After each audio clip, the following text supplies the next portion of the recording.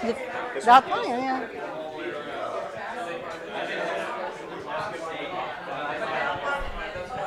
I guess I'll sit down here and Yes. help out in between. So it's recording? It's recording already? Yeah, but you stand over where the camera can see you. Okay. So we should be staying here. Okay. Okay, may I have your attention? Let's get started because we have a lot of slides, so you may have to stay a little bit longer. So with that said, first of all, I would like to welcome the new students and welcome back the old students or the NC State students. I'm the faculty responsible for the seminars this year. So if you don't know me, my name is Avramova. I'm associate professor here. And before we start, I just want to show you the schedule for the seminar this semester. As you can see, it's full, and we won't have one for the Thanksgiving and the fall break. Just to point your attention on the distinguished executive lectures, which will be given by the director of Idaho National Lab. And you can see we have a variety of different areas. Probably you don't know the people, but I can tell you it's plasma, thermohydraulic, reactor physics, good variety. Now, the first two are for your professors here at NC State. We'll have lecture, highlights of their research or our research today and next Thursday, and we'll start in this order, starting with Dr. Heiss. All right, so I have a question for everybody. When I talk about what I do, I'd like to start off, who does not know what a gamma ray spectrometer is? Everybody knows what a gamma ray spectrometer is, right? Hopefully. You have seen that one.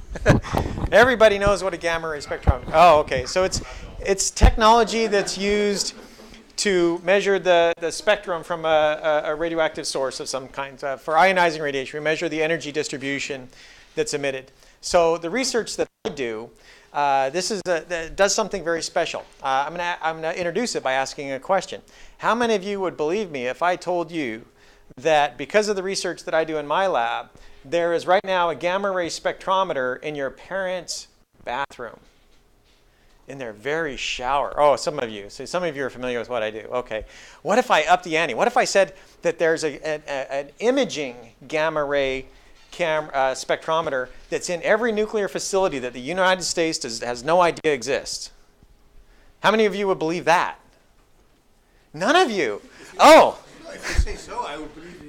Oh, then you're, okay, you know me. All right, so that makes it fun. If nobody believes that, then I get to prove that and prove to you that what I do in my lab is impossible. So that's what I like to do. I like to do the impossible. I like to do that for lunch. So here's some of the instrumentation that we have. What I do is up in this one, right up in here, this instrument right here, it does magnetic resonance. Here's a traditional portable gamma ray spectrometer, liquid scintillation. This instrument over here does thermoluminescence and optically stimulated luminescence. And this system here is a medical physics dosimetry system for measuring entrance dose to patients for medical physics application. I also do air monitoring. I do a lot of impossible things with air monitoring. I love to tell you more about it, but there isn't time to go over the detail other than to students did. And that's, if you look here, this is an air filter and just measuring the radioactive decay on the filter.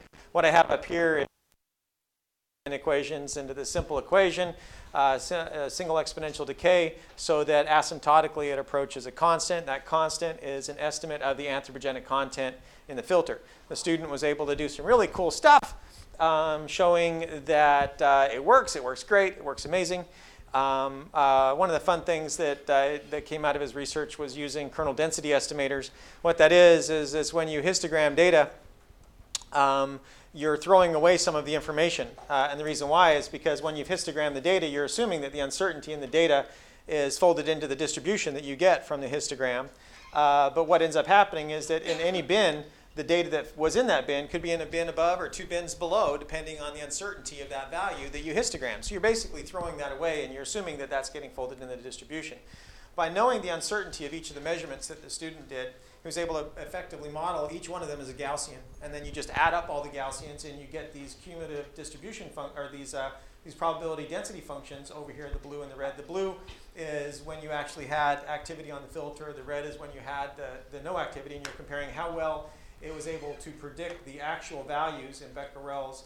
And he was able to show that it's always conservative, 95% confidence level. This method that I showed here does be conservative if you fold in the uncertainties, and that was done by fitting this data with 11 Birkmark part. Now to my impossible claim that I get to prove to everybody in the last 2 minutes. So what I do is thermoluminescence. It's the same stuff we use for our radiation work rate dosimetry badges. In a thermoluminescence badge, we have crystals, you heat, it gives off light that's proportional to dose. If you're doing OSL like we do at our lab, or here at State, you're shining light on it and it gives off, that's what this system does. This is an OSL. This one also does OSL and thermoluminescence. But if I were then to take a grid, if I had a source here, and I were able to take a grid of material, well, let me back up. So what I'm able to do is I'm able to take any kind of an inorganic insulator and turn it into a dosimeter. So if I take an array of bricks, and I were to sample along these bricks and measure the thermoluminescence that's given off in the quartz from that brick, based on inverse square, from the array distribution, I can image the source. So using any kind of like this wall right here would work. Any kind of an inorganic insulator then becomes a gamma camera. So there are now gamma cameras everywhere because you have inorganic, basically building materials everywhere. If you then do a core, my student was able to show you do a core, and then you do slices, and then you measure the dose deposition profile. What that tells you is the mass energy absorption coefficient distribution of the radiation source that it was exposed to. And so by measuring that mass energy absorption coefficient, you get the energy. So you can say, is it a single decaying exponential, or is it a superposition of multiple? And so unfold what the energy was, and therefore the isotopics of the source. And so it just became a gamma spectrometer. So there is, as long as I can claim that these unknown nuclear facilities to the United States have insulating inorganic material in them, they have these imaging gamma ray spectrometers. So hopefully now you believe that the impossible is possible, and we do it here at State on a regular basis. So welcome. And then he was able to show for americium using this technique, using a perturbation technique, and then looking at the sum square of the residuals and how they're distributed, showing for americium that there was only a bias of a few keV with full width the Hep maximum of the distribution, showing an energy resolution of about 6 keV, meaning for americium, the energy resolution of the spectrometry system is about 10%. So with that, I'm done, and I've got to go. Oh, and then we're doing some other stuff with detectors. That's just really cool, using the Compton Edge. Doing a lot of other stuff. If you came to my lab, it'd take a couple hours to go through all the fun stuff, but it's just crazy fun. And like I said yesterday, every one of us think we do the best research, and I'm no exception. So who's next?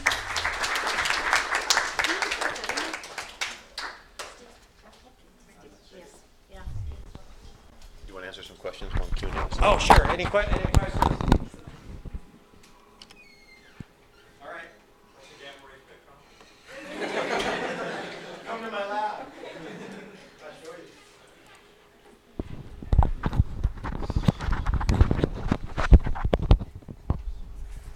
Hang on, I gotta pretty myself up here. Here we go. All right. My name's Steve Shannon. I'm going to talk a little bit about my awesome research, depending on who you ask. It's the name of our group is the Fourth State Applications Research Lab, or we nickname it 4-Star. We specialize in plasma science for an array of applications everywhere from fusion technology to industrial and biological applications. I'm going to talk a little bit about my focus area, and Professor Stapelman is going to talk shortly after about her focus area in plasmas for life sciences. This is actually a plasma reactor that was designed by some undergraduates a few years ago as part of the senior design team. It was a portable plasma source that you could take to elementary schools for science days so we could teach kids plasma physics. So those are actual little 8-year-old hands playing with a high-power RF device. So a quick overview of the plasma work we have going on over here. We have 3 primary faculty, Dr. Borum, Dr. Stapelman, and myself, kind of crossing over into a lot of different plasma areas, spanning from fusion energy technology, which is the traditional nuclear engineering plasma application, and also working in industrial applications, biological applications, et cetera.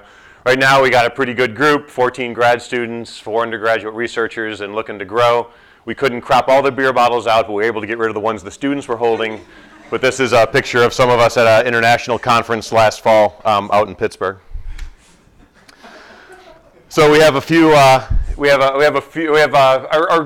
Our efforts are actually pretty international, and we have collaborations with groups in the UK, and France, and Germany, Egypt, Korea, Japan, as well as the United States.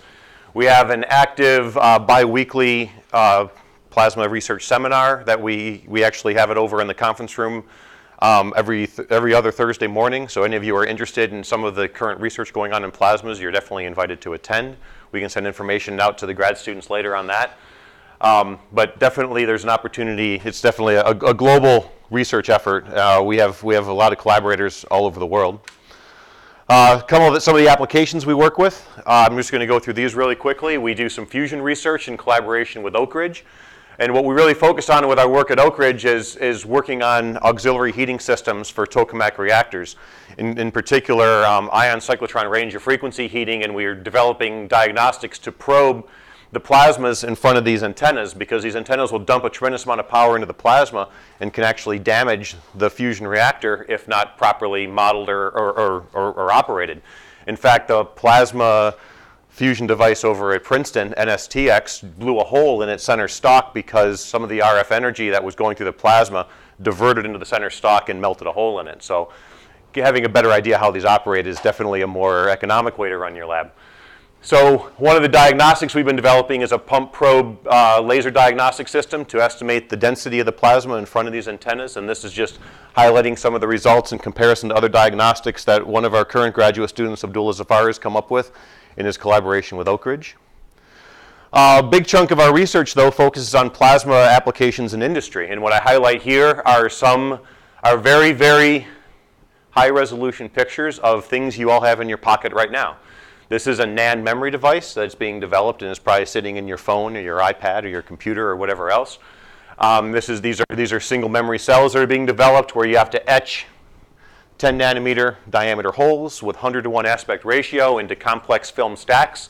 This is a cross-section scanning electron microscope picture of some 110-to-1 aspect ratio holes etched into silicon for memory devices. The smaller you can make these holes and the closer you can get them together, the more memory you can have in your computer, and you need plasma processing in order to do this. The nuts and bolts of it I'm not going to cover in a few minutes, but I will say that we do play a role in this. The main thing that plasmas provide in these industrial applications is a combination of unique room temperature chemistries that you can't achieve through anything other than electron impact processes that you have in plasmas, and ion acceleration at the periphery of the plasma generated through something that's called a plasma sheath. Basically, the combination of these reactive species and the ions give you literally a plasma drill that allows you to cut these large high aspect ratio holes into different devices or different materials that you use for computer chip manufacturing. Now, our lab's role in all this is that we take these basic concepts of chemistry control, ion energy control, and plasma formation.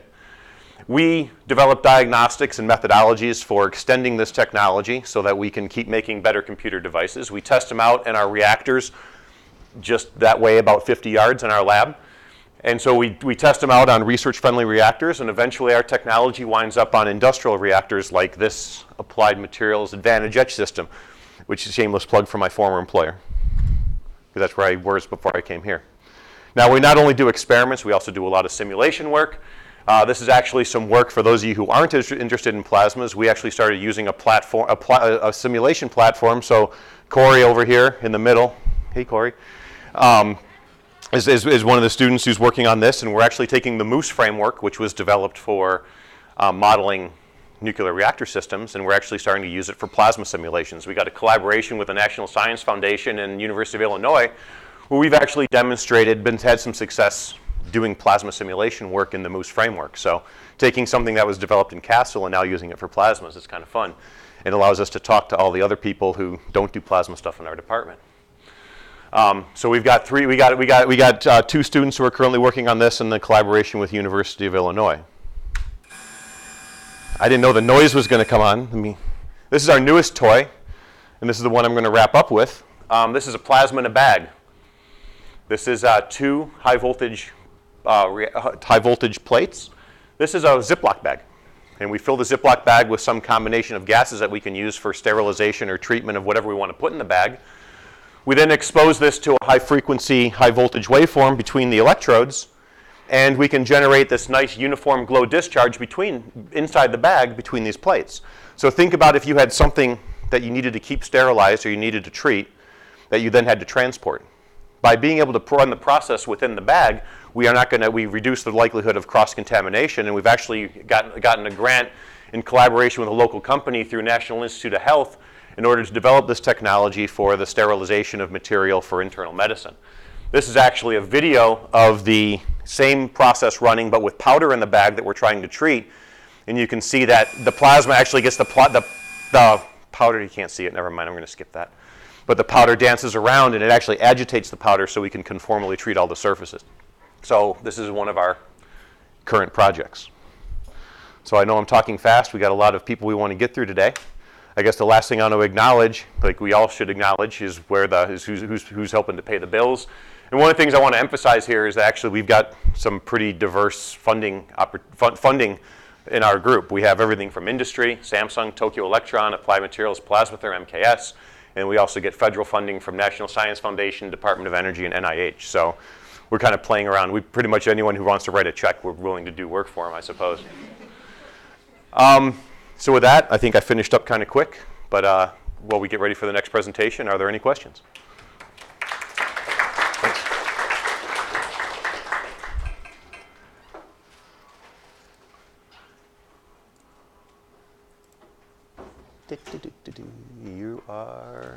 You need this thing.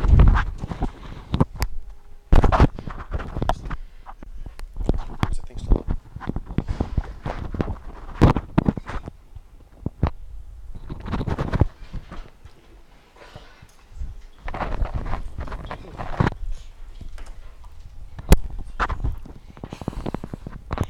Just gonna hold it. Last time I used it, you could hear my hair scratching over the microphone all the time. Awesome.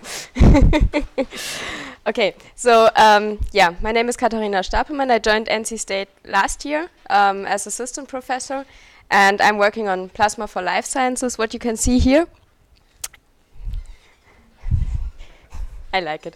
It's a corona discharge, actually, and yeah, so I'm working on atmospheric pressure plasmas solely. So Dr. Shannon just showed some applications that were low pressure plasma, a little bit bigger.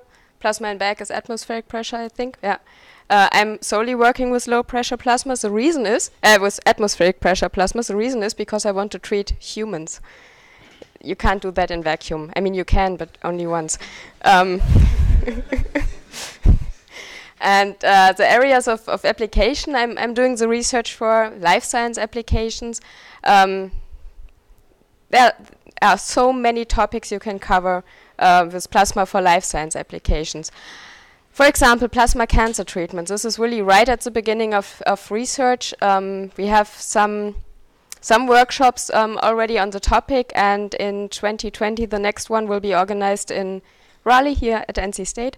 So this is really strongly growing field with a lot of promising results, but still at a very early stage. Wound healing is one of the topics. There are some clinical trials in Germany mostly. The United States, it's kind of stuck at the FDA right now, but I think the United States are getting there soon as well to get the first, plasma devices really on the market for wound healing. You can also treat various skin diseases. You can treat wastewater. There's plasma agriculture as one of the topics. And those are the topics I'm dealing with, I'm doing research on. But also, just to give you an overview what's possible, what is within this range, plasma for life science application. There's also plasma sterilization, plasma dentistry. I imagine you go to the dentist and he's not using a drill but a plasma, painless. That would be great. Air purification is one big topic, especially for industries. And you can do various coatings, barrier coatings, functional coatings. For example, the PET bottles where you get some bubble water or Coke. they're usually coated with a very, very thin glass layer, because otherwise it would just lose the bubbles pretty fast. So they coat the plastic with a very thin layer of glass to enhance or prolong the shelf life of the product, and you still have the benefits of using a plastic bottle. Those are some of the applications, and the current projects I'm working on here at NC State is the CostJet, this one. It's a reference plasma jet that was developed by a group in Germany and is used, I think, at 5 or 6 different places all over the world now. Everyone has different expertise, everyone has different diagnostic techniques. So the idea of this CostJet is to have one source at different locations to gain just a better understanding of the plasma physics and what's going on, the plasma chemistry. So everyone has his own diagnostic devices and his own ideas. So we are collecting a lot of data with this jet. I'm trying to understand the plasma chemistry. So what is produced and how does it interact with liquids and with biological samples and with biological samples covered with liquids. So there are a lot of complex systems. Plasma is a complex system consisting of different molecules and atoms and charged particles, and the radiation of a plasma plays a role, and then you have the liquid where you can produce some species, and then this whole thing is interacting with biological samples, or for example with skin, which is again complex, so a lot of complex systems interacting with each other. The next project I'm starting to work on now is the DBD for wound healing or for cancer treatment. The DBD is, the plan is there, the parts are there, but needs to be built. My idea is to have a voltage supply that is as flexible as possible. I want to adjust everything, the amplitude, the pulse rise time, the pulse duration, the polarity, just everything. And I want to investigate how does the amplitude and the polarity and all this stuff influence the plasma chemistry. And is there a way to tune by adjusting the voltage, the discharge in a way that it just produces exactly what I want in the amount that I want, for example, for wound healing or for cancer treatment. You can imagine with one source doing both wound healing and cancer treatment. Wound healing, you want to have growth, you want to have cells that migrate and that proliferate. You don't want that with cancer. You want the cancer cells to die. So it's just a question of the dose. You need to get the right dose at the right time, the right amount to the patient, and then this decides if you have a cell growth, an enhanced cell growth, or if you can kill the cells. And the last slide for me is the water treatment for different applications.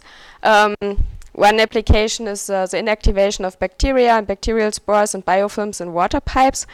Another application is the degradation of hormones, antibiotics, detergents, whatever is in our water system that we don't want to have in our drinking water.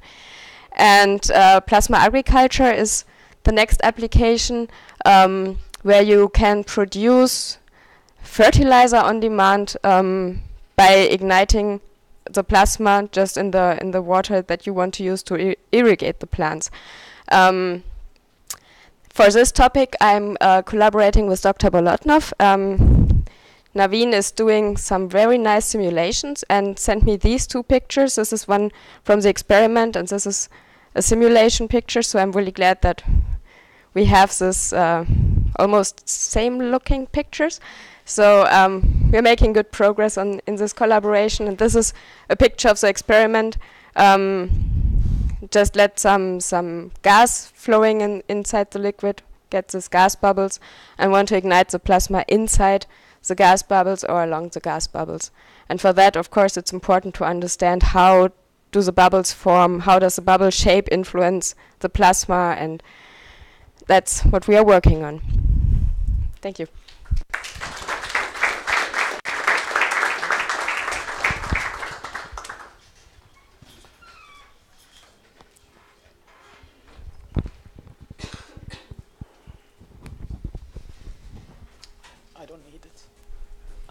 I use this room for to teach any tour. live streaming. Oh, we're live streaming to who? Who's watching? The world is watching. So okay, because I'm loud usually. Ask my students. So, but okay, you got me. All right, thank you. So after hearing all this, I'm thinking, oh my God, I'm so traditional because I'm actually a nuclear engineer that works on reactors. So I'm a little bit too traditional, I think, in the way I work. And I like nuclear reactors. I like them in many different ways. And I work with them from both looking at the fundamental phenomenon of radiation and interactions that happen in a nuclear reactor, and also the applied nature of the interaction process itself. One disclaimer is that I need to make over here is that none of the pictures and images and plots and graphs were made by me in this presentation. And students and researchers in my group that are sitting here will recognize stuff that they did, right? So just don't consider me that I plagiarized your presentations. Pulsar reactor is the first reactor and the main reactor I'm working with on a daily basis. This is our Bay Area, and if you haven't visited, this is something that you might want to do. Take a tour and look at everything that we do. We have a very busy activity level in this reactor with all of the facilities that we have developed and all of the nature of activities that we have. Just to give you an idea in a schematic fashion, we really viewed this reactor as a major radiation source, and we're using the radiation emanating from the core of this reactor to design and set up radiation probing facilities, including scattering instruments, using neutrons, imaging instruments. We're using it also to generate positrons and using them as radiation probes. We have fundamental experiments going on with neutron physics and the use of ultra-cold neutrons. We have nuclear energy-oriented experiments where we are testing and building and soon to be operating a fuel testing loop here in the reactor, as you see. And this is going to be one of our main and newest facilities going online in the very near future. But in addition to doing all this and all of the work that we do that, I thought of the theme that our group is really moving into, and we really move in a theme that you could consider as a general umbrella for it, the title of advanced reactors. Because everything that we do in terms of the fuel research, in terms of the fundamental physics analysis that we do, in terms of the development of instrumentation and detection techniques, all really falls, whether programmatically from a funding point of view, or even scientifically and engineering-wise under the advanced reactor umbrella. And this is the loop. And I put it here on purpose. This is the loop that we are designing. And some people may recognize these figures. I think, is it you, Cole, that made this? Okay. So I'm guessing right, because I was wondering where these figures came from.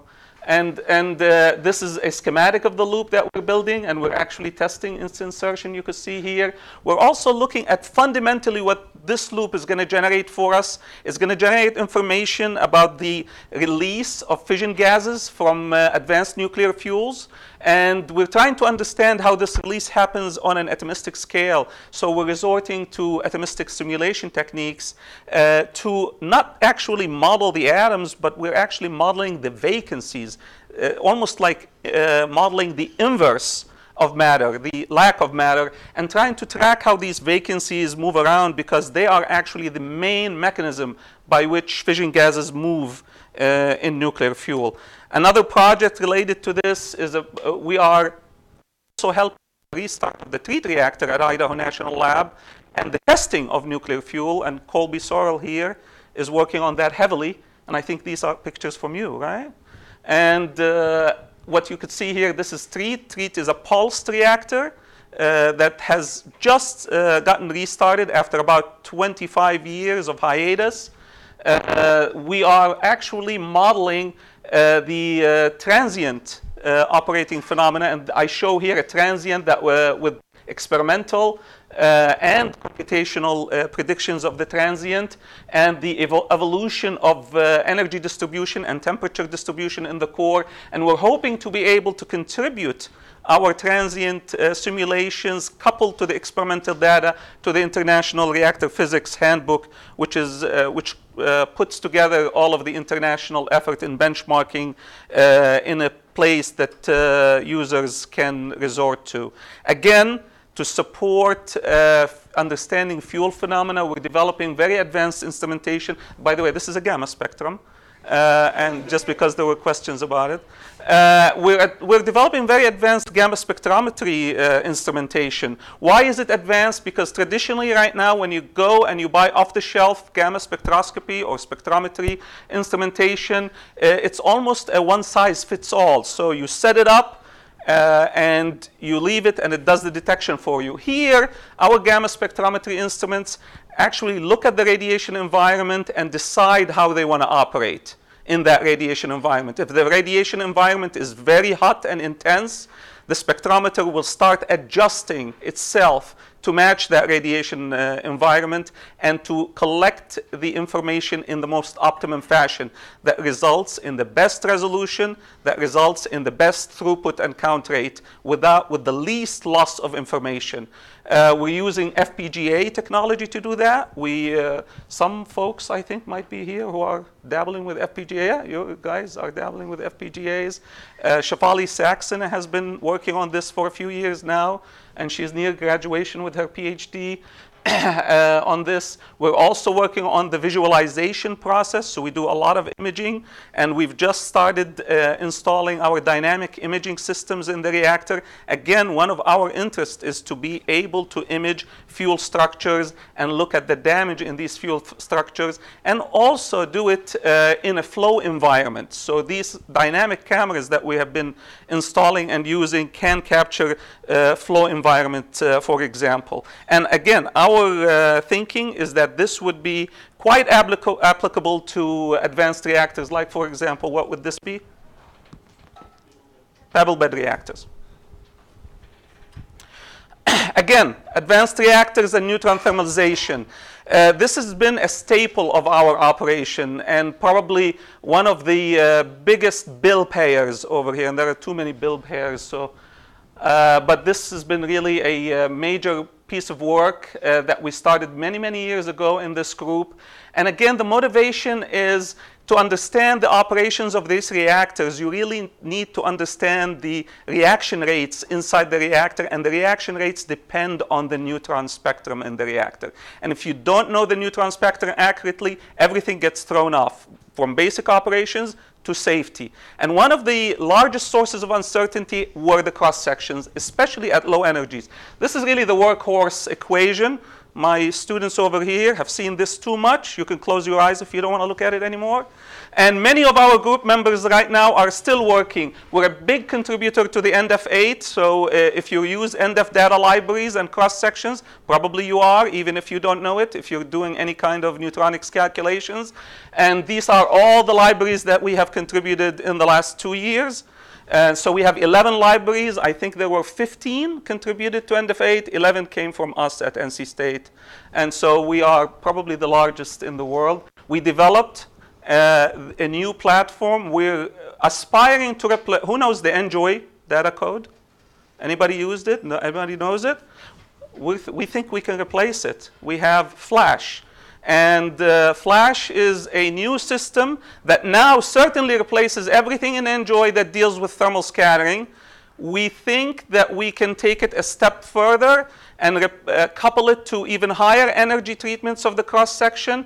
And if we do a little bit of work on that, we're starting to think that we can take out the whole Enjoy thing. But I'm not telling Los Alamos that yet, because I'm scared. I'm scared to say that. So we do a lot of atomistic simulations that support this, because really at the heart and soul, thermal scattering is sort of a area between materials and neutronics. It's a very special area, an interface area. These are representative projects that we have. We collaborate a lot with national labs. And of course, we're sponsored by government agencies like the Department of Energy, Naval Reactors, NNSA, and so we have a lot of that going on. These are active projects. Some of them are just brand new and starting, and we aspire to have more in the near future. This is the family tree. This is the family for the past 20 years. So we have a lot of members in our family, and the red ones are still at home. And one day they will leave home. I know it's sad, but that will happen. And Uweju is the latest addition from, they move this way, by the way. So this is the youngest, and they get older, older. And then Uweju just went here, over here. And so it happens. But we're very proud of the family tree over here. And representative publications. We publish in journals like Annals of Nuclear Energy, Progress of Nuclear Energy, IEEE Transactions on Nuclear Science, Nuclear Instruments and Methods, conferences. We go to FISOR, we go to NUMAT, nuclear materials conferences. A lot of what we do overlaps many areas of research, and we have been populating many of these conferences. Okay, that's it. Thank you.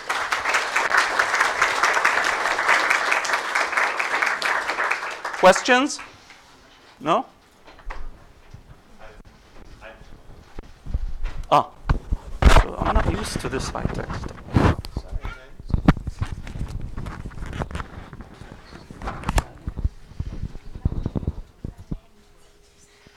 Thank you.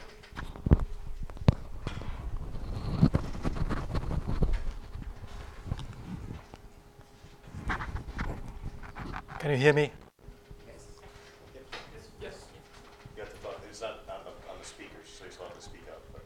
Okay. It's just a recording. I talk low voice, so my topic here, my group is doing nuclear reactor thermohydraulic and safety. So safety is my area, and safety is not observable.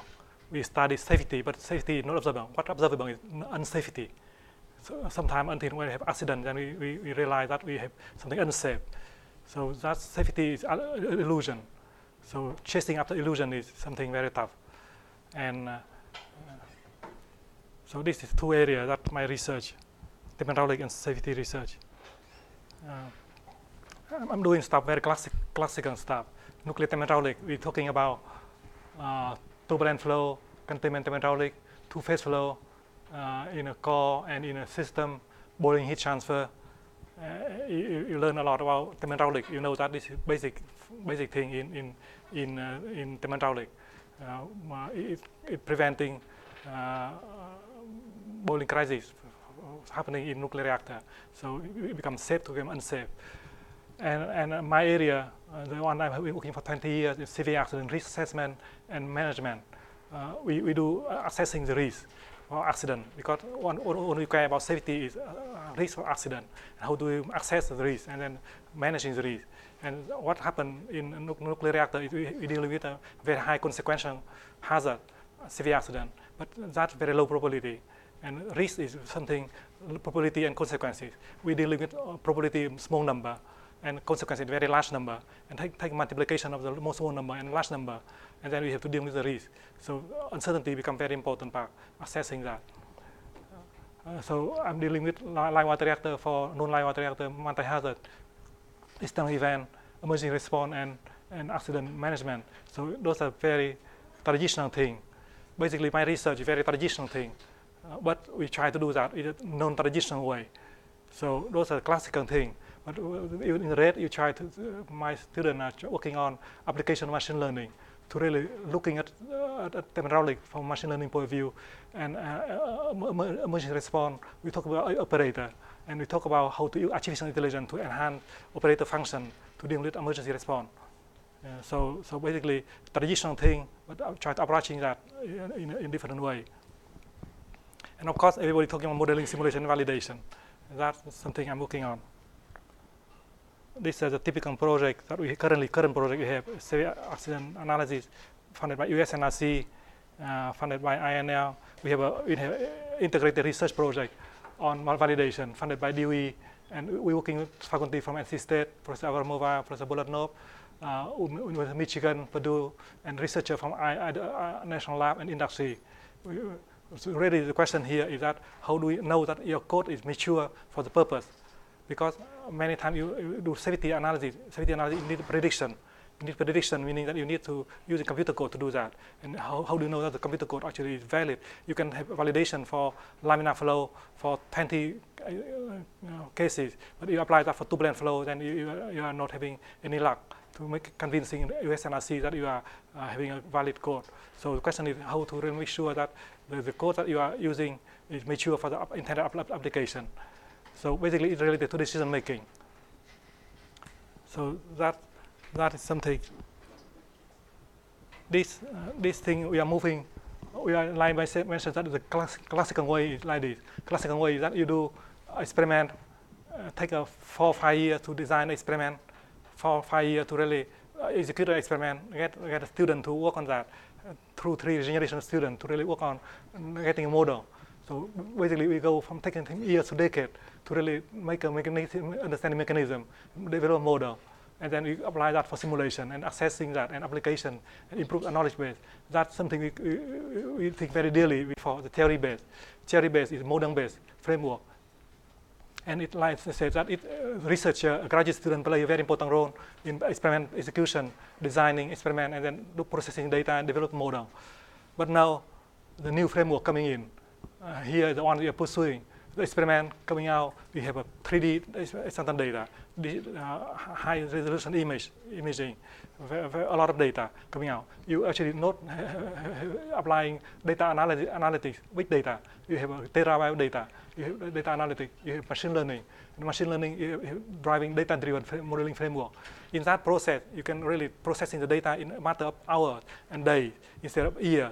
You have a new experiment, you can ready to do the processing. So basically, the whole process here is trying to eliminate nuclear engineer from the process, because many times our research function have been done by people, but now we analyze the data. But then now we're talking about machine learning to bring in to enhance the way we are doing research, accelerating the research process a lot. Yeah. So this is something we are working on to do apply machine learning to thermal hydraulic. We have a new project funded by APA. APA is an advanced research project, and also with collaboration with Professor Avramova and number of other faculty and national lab.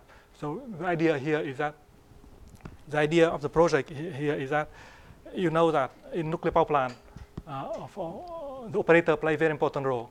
You have to train the operator based on safety analysis, based on simulators training, and then under emergency response, they have to diagnose the situation, make a prognosis, and then make a decision making. We put a lot of pressure on the operator, and that's why 90% of the time they make mistake. And error come, human error is immense source of causing ignition event in nuclear power plant. So the question here is how do we help the operator? So basically the new system here is that we are putting diagnosis, prognosis, and decision making into artificial intelligence. So artificial intelligence can actually, instead of really looking at 3 or 4 instruments, computer can look at 100 signal channel and then do processing, and then give you after training, it give you operator a way to run the plant, put the plant in a safe space. So this is something we are working on now, that really putting diagnosis and prognosis and decision making into a system that allow you to have the operator focusing on the way you need to focus, put pressure. Because you understand that operator under accident condition is a very hard time, under high stress condition, under uncertainty, and they prone to make a wrong decision. So the question here is that the first part we are trying to help researcher to accelerate the research, and in this part we try to use machine learning and artificial intelligence to help the operator to run the plant, especially under emergency condition. So very traditional thing, but hopefully bringing a new line based on machine learning and artificial intelligence. Any question?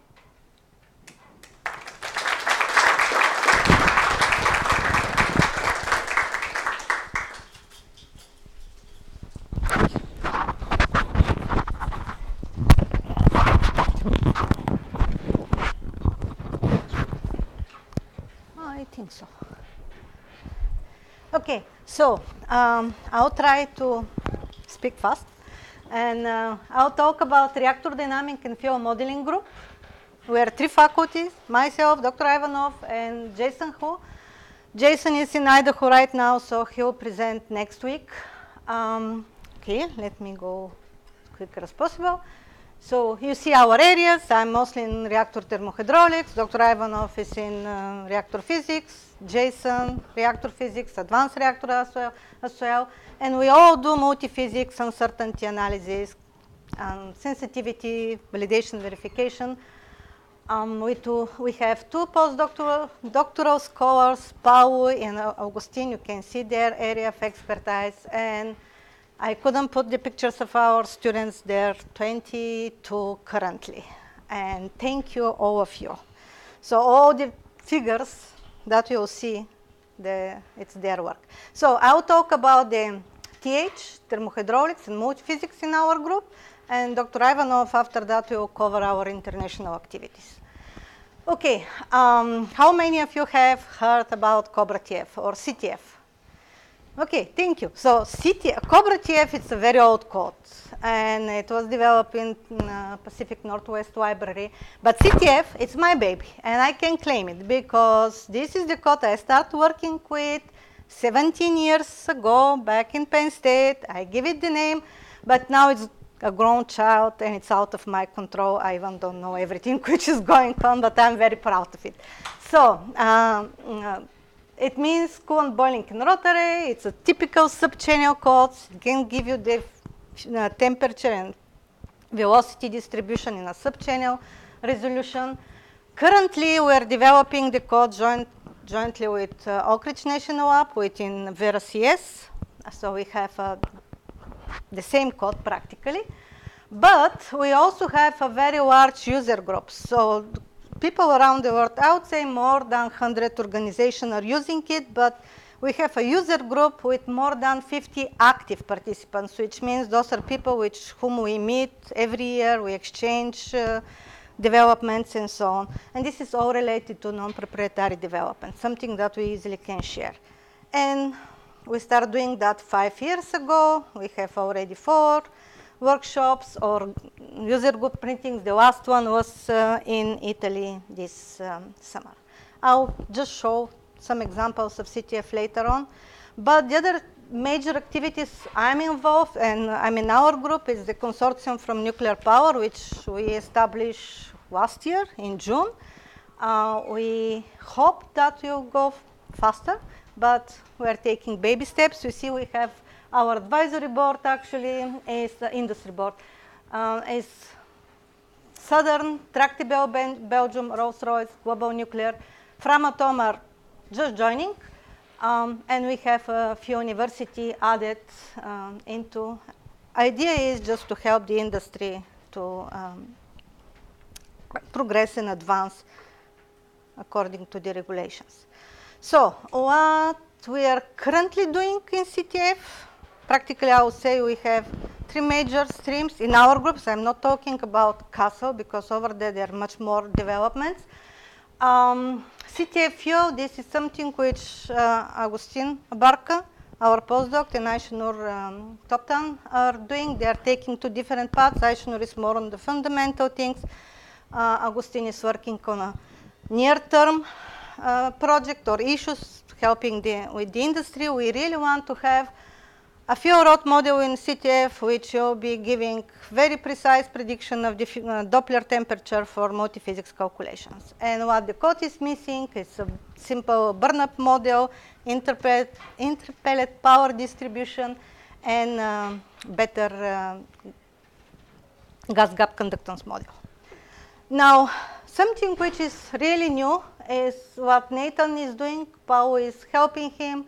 It's the residual formulation of Cobra TF, which, once we have it, we'll be able to switch from different type of equation, number of equations, single phase flow to phase flow, whatever you want. And we may use semi-implicit, fully implicit, explicit method of solution, huge flexibility. And that will allow you to go for advanced reactors, and Ahmed and Cheti are working on that easily. So I'm really going fast, just want to stay in time. Now, but Dr. Hawari said that his traditional, or his group, I think we're even ultra-traditional, but we're still trying to support the existing reactor fleets, white water reactors. One international project we just started is with Nuclear Regulatory Body of South Africa. They are trying to develop the same approach for regulation as the one in US. So they're building this system. You see it's based mostly on NRC codes as trace parks, but we, FRAPTRAN, FRAPCON, adding CTF, but we will have also to perform some uncertainty analysis, sensitivity, adding additional codes, even scale into the picture. This is something new. We are expecting to graduate students joining us in spring.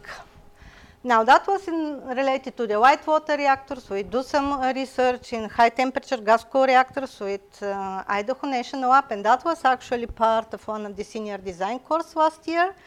But we're working more on it, continuing. We have Paolo and Pascal, who is right now in Idaho, but he will be back soon.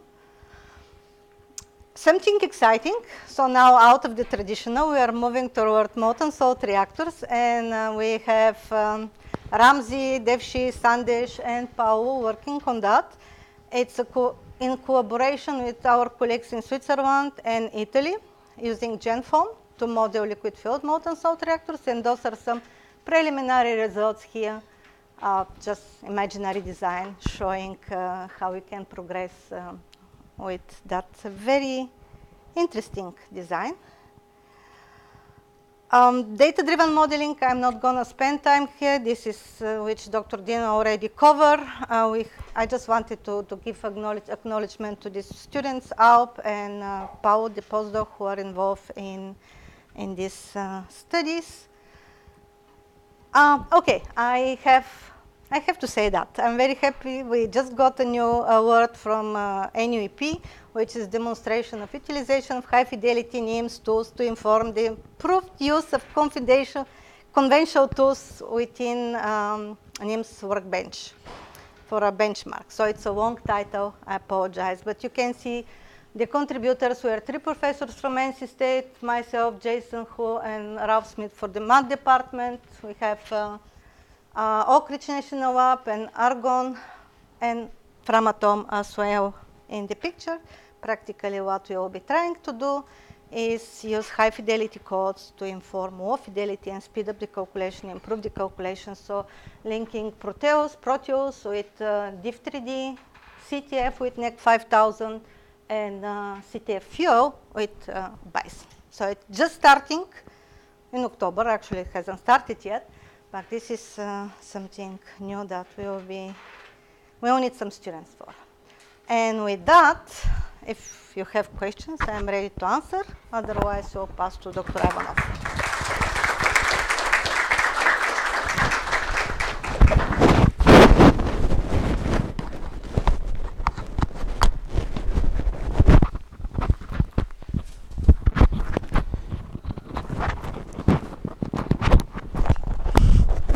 That's not easy.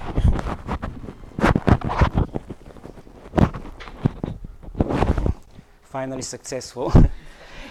So probably you know me. I am professor in department head in this department, and today I am proud of our professors. We're almost on time. You know, professors like talking, and the most difficult task is to keep them on schedule. I have to say we have one more after. Okay, I'll be quick. So I will talk on my favorite topic. It's international activity, which tells you that I like to travel. But I consider them very important for visibility, international visibility of the department, for recruiting students, and also for exposing current students to international environment and working with other groups from other countries. So I will focus what we do in our group, and that's mostly in the area of nuclear system modeling and simulation, verification, validation, and uncertainty quantification. And we do this through leadership and participation in different agencies. Do you know how many agencies in nuclear energy there is in the world? The answer is on the slides. Two are the most important, Nuclear Energy Agency and International Atomic Energy Agency. So they support a lot of research activities, and many of our faculty are involved, Professor Dinh, Professor Hawari, and others. And our group actively participate, not only participate, but also lead some of these activities. And also we exchange students, faculty, we conduct workshops, seminars. And what we're trying to do actually to bring our department even more visible, we're trying to take lead a multinational, multidisciplinary project within the Nuclear Energy Agency educational and training initiative, which is called Nuclear Education Skill and Technology Framework. And we're trying to establish here a project which will be in the area of validation and uncertainty quantification. Similarly, we're trying to establish International Atomic Energy Agency Research Collaboration Center at NC State on the same topic. So we're trying to focus, we're trying to put NC State on international map in the area of competence which we have here faculty working and recognized. So this is in the Nuclear Energy Agency. I am leading a working party on reactor systems. And you can see several expert groups which are involved, and mostly their focus modeling reactor core, including different physics like reactor physics, reactor fuel, radiation transport, uncertainty analysis modeling. And next year we're bringing here new expert group, which is expert group on core thermohydraulics.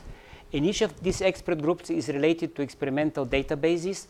And we also participate in expert group which is outside of this working party, but also in Nuclear Science Committee, which is expert group on multiphysics, experimental data benchmarking and validation. So in leading this activity, we involve our students in different benchmarks and mostly benchmark activities. And one of these is really the light water reactor uncertainty analysis and modeling benchmark. And you know that any simulation involves uncertainties, and these are very important when you do your calculations to take into account. And this is focused really on light water reactors, propagating the uncertainty through different physics and different scale to the final safety margin evaluation. And you can see here in the figure how we combine uncertainty in different physics. And every year we have workshops. And next year workshops will be in Oak Ridge National Lab. We have more than 70 participants from different countries. It's very important long-term project. We are also coordinating some of the benchmarks in thermohydraulics. Dr. Avramova leads several benchmark activities. One is on the VVR 1000 multiphysics benchmark, which is Rostov 2 is one of the new reactors which started up in Russia with the new fuel. Also, sodium fast reactor thermohydraulic benchmark based on data in Oak Ridge National Lab. And she is involved also in cooperation with McMaster on the CANDU thermohydraulic benchmarks. So you can see diversity of activity in different reactors and different benchmarking. We're working with Castle, not only developing tools, but also benchmarking these tools. And we have joint team between Oak Ridge and NC State and Westinghouse, converting the Watts Bar 1 data to OECD Nuclear Energy Agency benchmark. So this is ongoing project, and from our side, the student working on this is Lesogo Moloko. And next year in Oak Ridge, we have workshop in May. We're starting this benchmark and opening the benchmark to international participation. We have similar program in high temperature reactor, which is in the framework of International Atomic Energy Agency. And we're coordinating this research program. And it includes both designs, pebble bed and prismatic, and also similar goals to propagate uncertainty in all the calculations. Finally, some bilateral activities. Maria mentioned about the project with South Africa. It's very important. It's a long-term initiative. They form Center for Excellence, and NC State and Michigan are the international partners. So this is the first project, but then probably will come other projects. And we started cooperation with University Polytechnic of Valencia. And another project which we are expecting and looking for students is coming PhD project with Framatum from Germany on high fidelity core simulator with uncertainty propagation. Thank you very much.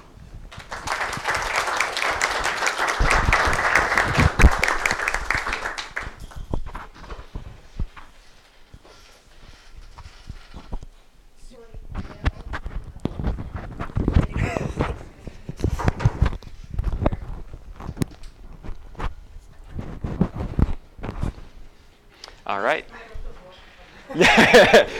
Hi, everyone. I'm not Dr. Bolotnov, but I'm his lucky graduate student that gets to present for him today. My name is Joseph Gammaray. I'm a PhD student in his research group. And in our research group, we focus on multi-phase research analysis, so bubbly flows, turbulent bubbly flows, two-phase research.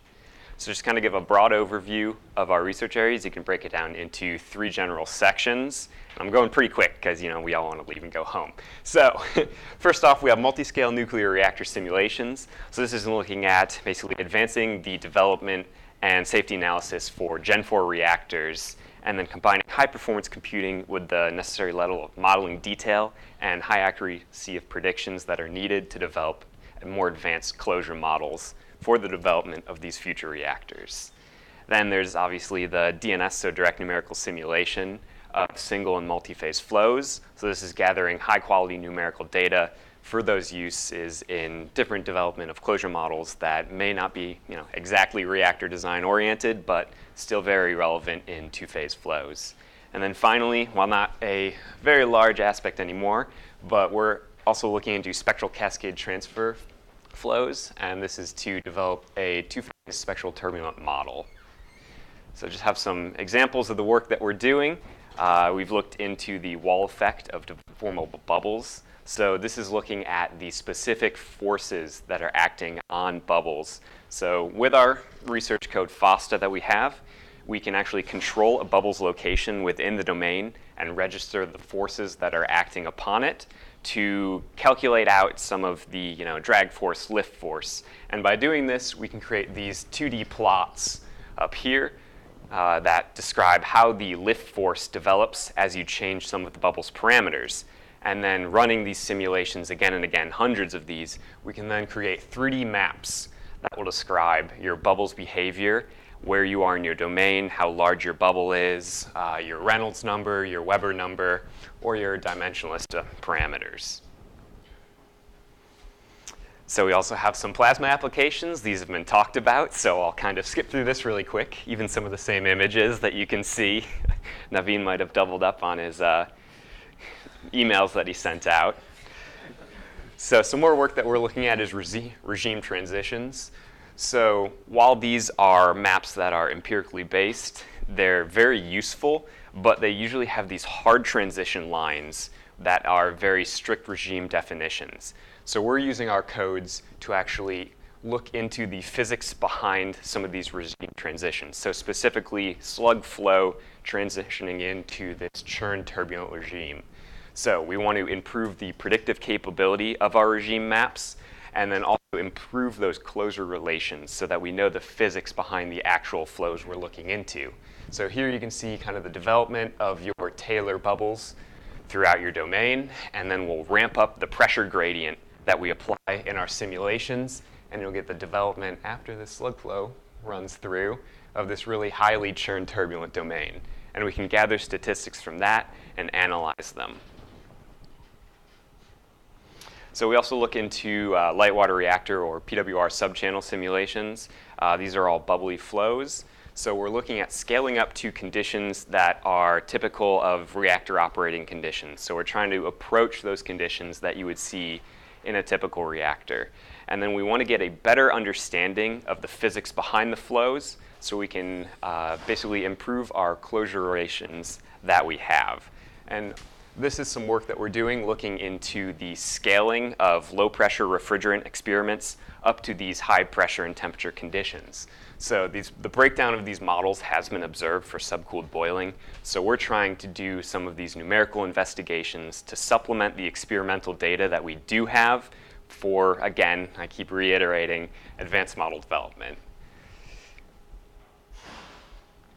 We also look into more accident scenarios. So when you have a loss of coolant accident under the reflooding event, you'll typically get two primary flow regimes. So you can get inverted annular film boiling or dispersed flow film boiling. So some of the research that we're looking into is measuring these droplets that we get within our domain, comparing the solder mean diameter that we get from our simulations, and then looking at the experimental data that we can compare those to validate our simulations.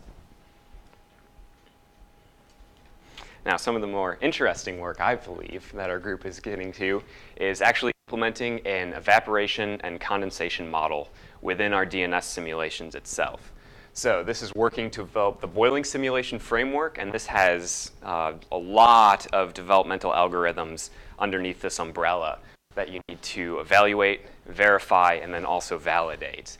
So we've looked at both pool boiling and multi-bubble flow boiling simulations. And so if you take, this is kind of a representative domain of a simplified PWR subchannel. So looking at a very simple spacer grid and mixing vane, we show that we can apply these multi-bubble full boiling and then condensation and evaporation models to these more complex geometries. And so we're hoping to ramp this up to these larger scale simulations that we're using, incorporating high performance computing, and then moving on into the future to get these large scale simulations that model all of the physics behind your flows. So I believe that's all I have, and we're over pretty quick.